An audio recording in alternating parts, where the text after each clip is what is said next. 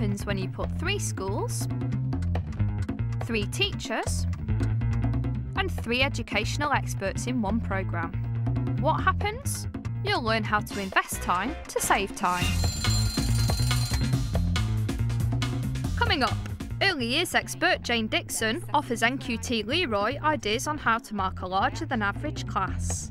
Rather than taking everybody's work, it might be that you take in one group. You can look at an element of each child's work without actually looking at the full thing the whole time. So that would hopefully save you some time. Yeah, it would. And thinking skills specialist Lisa shows Helen how to facilitate an effective peer assessment idea. Across the top, the challenges have been broken down from what my weakest child in the group would be able to do. Right. And then one above what were most stable. But first it's over to ICT whiz Nick Packard. He's come to Worth Priory in Cheshire to meet Jenny Evans, a Year 4 teacher who wants to claw back some precious time. Having trained in Key Stage 1 and Foundation Stage, I found that marking assessment was predominantly immediate feedback and took place in the classroom with the pupils. Yeah. And having now found myself in a large Key Stage 2 class, I found that it takes up a large proportion of my time. So really I'd like help with managing my time more efficiently, but still ensuring that my feedback and my assessment and my marking is efficient. To what extent do you feel that physical evidence of the learning that's taken place, that the children produce, is something that's kind of got to be done in large quantities? Obviously you get a feel for what the children are learning, but when it actually comes to the work that's in their book, I think it does give me a lot more evidence, really. My expertise, supposed expertise, is about ICT in teaching and learning. Obviously computers are a very good way of capturing bits of evidence that are quite difficult to record in other ways. I mean, if you've got a digital camera in your classroom and you can take a photograph of something that someone is doing or has done, it gives you very instant evidence, and that could be quite a nice one to do, because you could take that shot, stick it onto your laptop, and you've got that. You can tag a piece of information to it about the context and the person and the date. You know, you could do that as a Word template or something like that, and print it out if printed evidence is something you feel you need. But if not, then you've got it there as a reference. I was going to just go on to ask you a little bit about how you feed back. Do you ever kind of sit down with a piece of work? I mean, it might be like partway through a drafting exercise or something like that. Do you actually go through and kind of mark it up? I do try to, yes, especially when we're writing stories and they're writing it in draft first of all. I go through it and we try and work on it together. But having 34 in the class, it's quite time consuming. Of course it is. One of the things that I've seen, which I think is quite a nice idea, is colour coding. Right. And I don't know if it's got a proper name. It quite possibly has, but I've just seen one person doing it and I thought this is just such a lovely idea. They basically have on the wall in the classroom an agreed list of what colours mean. Right. So it might be, you know, if it's in story writing, it's something about chronology or grammar or spelling or characterisation, whatever it is you're focusing on. And they have agreed colours. And rather than the teacher sitting down and writing on, I think you need to do such and such, they just put a green highlighter over it. And the child knows, oh, I've got to think about grammar, because grammar's green. So the feedback is not quite so laborious, but it also helps them appreciate the range of different ideas there are when you're writing a story. So it has a kind of a double benefit, and I think that's a really nice idea. It is a good idea, You can kind of do it on IT as well. I don't know if you've ever used track changes on Word, but if you've ever used a computer to draft and redraft a story, this is a lovely thing to be able to do. If you want to have a look what that looks like, hit that button, and all I have to do here is say, right, I don't want that. Delete it. And there it shows what I just deleted. Brilliant. Oh, I don't know. I wasn't aware of this. If I add this in here, it shows different colour and the formatting changes that I've made. Brilliant. And you can have a look at that with the markup, or this little window up here says, actually, I just want to see what the final result looks like. And it takes the changes away. So you get beginning, process, end. Excellent. It may never happen in your class that you actually use Word for drafting and redrafting, but if you were to, I think that's quite a nice little way of managing the process for you.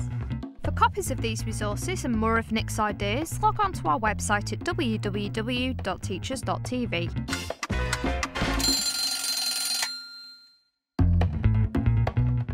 Dixon is jam-packed full of good ideas that can apply to every teacher. Today she's come to Lower Croft Primary in Bury to help NQT Leroy Holcroft. I'm looking to get some pointers and any time-saving advice you might have on homework and marking. Right, because I believe you're coming here in full-time in September. I am taking on Year 5 as of September. Right, with a class of 36, is that right? It's 35 or 36, yeah. It's the numbers that do initially make it difficult.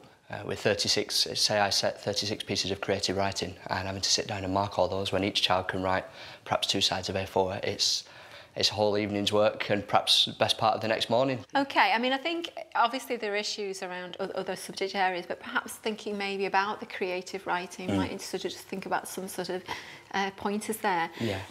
In terms of the revised framework, I mean, there's more flexibility, isn't there, within that, to actually, you know, use the units which are, you know, based over 2 or 3 weeks to actually develop a substantial piece of work and not feel the need to have, you know, a relentless week in, week out completed piece of work. Yeah. But it's actually bite-sized pieces, chunks that, you know, children can manage. So the first piece might be research. So you might actually ask the children to just research a setting, for example. And then when they bring that in, as you're developing over the 2 to 3 weeks, the next time, you know, they bring it in and then it links straight into their work. Right. And then again the same with drafting. They might do a first draft and you might decide that that's the place where you want to use peer assessment, and I notice that you do that, which is an excellent, but it also helps you in terms of marking, obviously. So I think it would be worth your while investing time at the beginning of the year teaching the children some real skills in assessment for learning. When you've got that secure and you think the children are doing a good job, I actually think that should enable you to feel I don't have to double up now in everything. Rather than taking everybody's work, it might be that you take in one group, a small group of say six to 8 children, and actually go through that in quite a detailed way. As the process moves on and you're perhaps looking at redrafting or the second, you know, moving on to the second draft, it might be that you then take a different group's work in. And so by doing that through the process, you can look at an element of each child's work without actually looking at the full thing the whole time. So that would hopefully save you some time. It would. You know, there are limited amounts of time-saving advice for someone with 36. I mean, you know, if you were 20, I'm sure you're doing an excellent job, and you know, you sound very positive about it. So I wish you well with that one. Thank you very much. Thank you. For copies of these resources and more of Jane's ideas, log on to our website at www.teachers.tv. Our last tip of the day comes from thinking skills specialist Lisa Cook. She's helping Head of English Helen Wilson save time through effective peer assessment. As the Head of English, we obviously have to mark masses. And in terms of the marking load, I'd like to be able to look at giving an emphasis to sort of targeting students, you know, sharpening the objectives for them, and actually looking at cutting down on the sort of degree of marking that we do. So maybe putting the onus more onto the students to take responsibility for peer and self-assessment. Yeah, that's and right. Looking at that kind of marking and how that all fits in together. Yeah. What works at the moment really well in your department? The students self-assess reasonably well, but we have, up until recently, have mixed ability groupings, and so in terms of their ability to sort of share the assessments, and they might be at different levels, obviously that's an issue in terms of differentiation. But with the sets, we've been able to sort of target particular groups of students to work together in teams. Right. And do you actively teach them those self and peer assessment skills from, say, Year 7 through, or is it something you pick up at GCSE?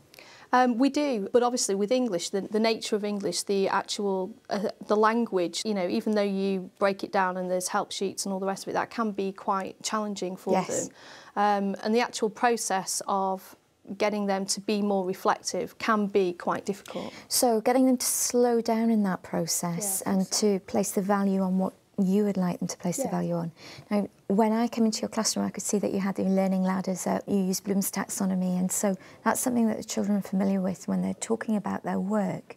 But I think it's ideas on how you break that down so it's more accessible. As a department, we try and push key words like evaluate, what does that mean, and unpick that. And we try and have the grade boundaries at the side of the actual skills that the students are trying to access to be able to identify for them how they're actually moving up the skills process. So they're developing a language for learning as they progress through. So you have a really cohesive approach to marking already. Yeah. Right. So. One of the ideas I'd like to talk to you about is similar to your learning ladder, but it's called a learning road. The concept that works here is explanation. Across the top, the challenges have been broken down from what my weakest child in the group would be able to do. Right. And then one above what we're most able. So that whatever point they access on this learning road, the aim is to move them 1 or 2 places to the right, not necessarily to get all the way to the top. Right. But the way that this works, that I think is sometimes more useful than just having stage success criteria, is it exemplifies it.